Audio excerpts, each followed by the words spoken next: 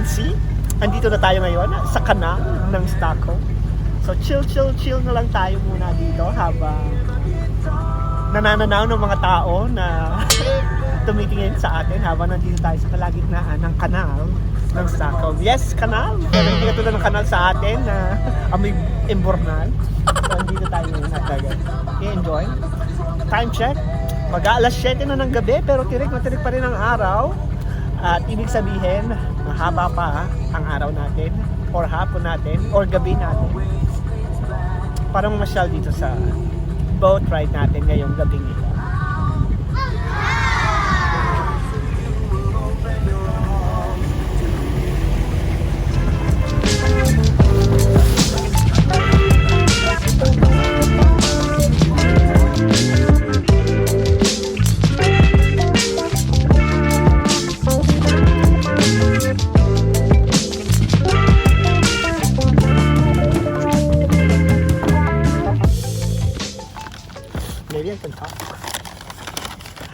At syempre, since tapos ang ating dinner, ito po ang ating dinner.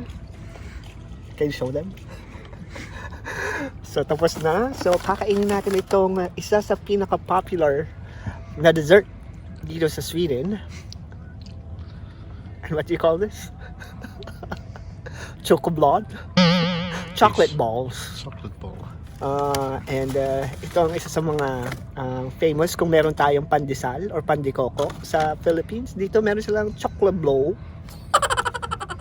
Chocolate ball. At masarap po ito kasi it's made of coconut and chocolate. Yan. Yes. Oh.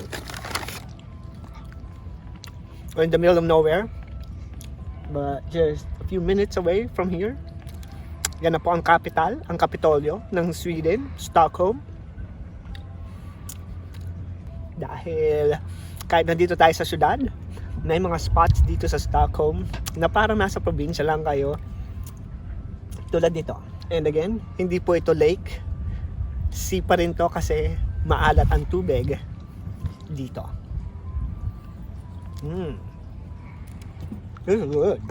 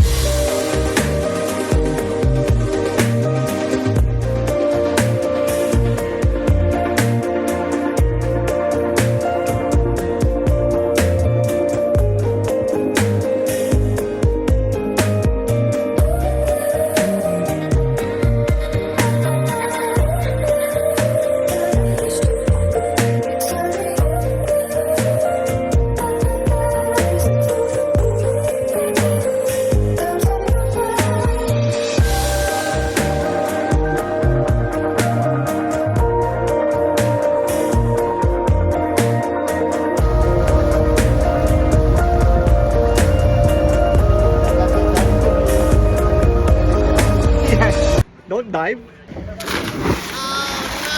Wow.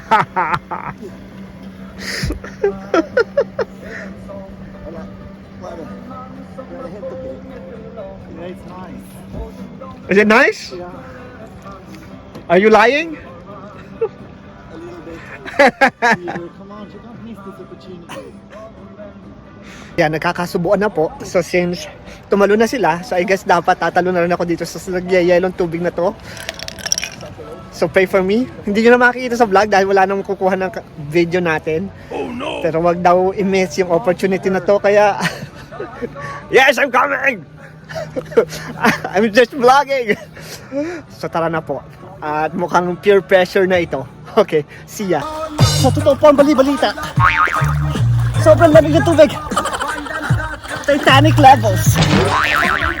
Mala Titanic ang lamig ng tubig sa Sweden. So kahit summer, sobrang lamig.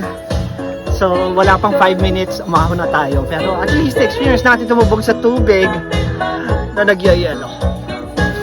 Sana hindi ako magkasakit.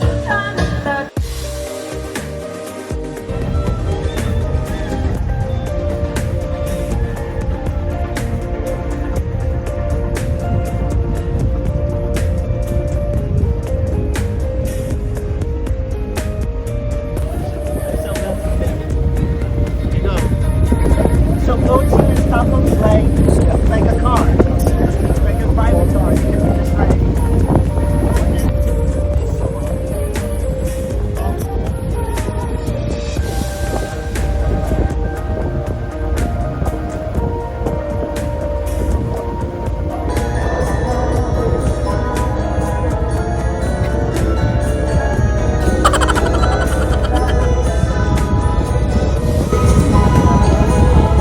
There's always first time for everything. So here in Stockholm, this is gonna be the first time me driving a boat. And this little thing right here, it's really working. And I want to give a little shout out to my new friend here, Henrik. Henrik, yes! So he's responsible for me having colds, maybe fever tonight. Because he talked me into going into water that is so cold. Everybody in the car, so come on, let's ride to the liquor store around the corner. The boy said he So was yes, engla-engla lang tayo ng konti, pero konti lang. Dahil naubusan na tayo. Pero yes, first time natin mag-drive ng barko. And maandar pala talaga itong maliit na manibela na to. So, It's a very good captain. yes, I'm a very good captain. Thanks to Henrik, my driving instructor.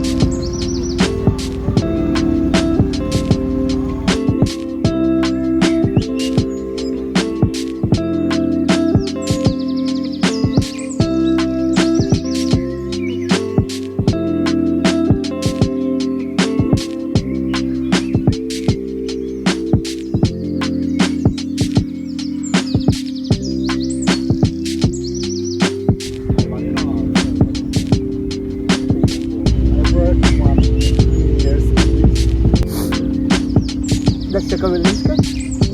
The old At dito na tayo tatapusin ang ating adventure for today. So, nag-subway tayo, nag-boat tayo, natuto tayo mag-drive ng barko. At same time, nag-swimming tayo sa sobrang lamig na tubig. At ngayon, pagod na. At tapusin na natin ang vlog na ito. So, bukas, tingnan na kung saan naman tayo pupunta bukas. At kung ano susuyurin natin dito sa syudad ng Stockholm. So kung makakapunta kayo dito, sana makapunta kayo dahil sobrang ganda at sobrang saya dito sa Stockholm.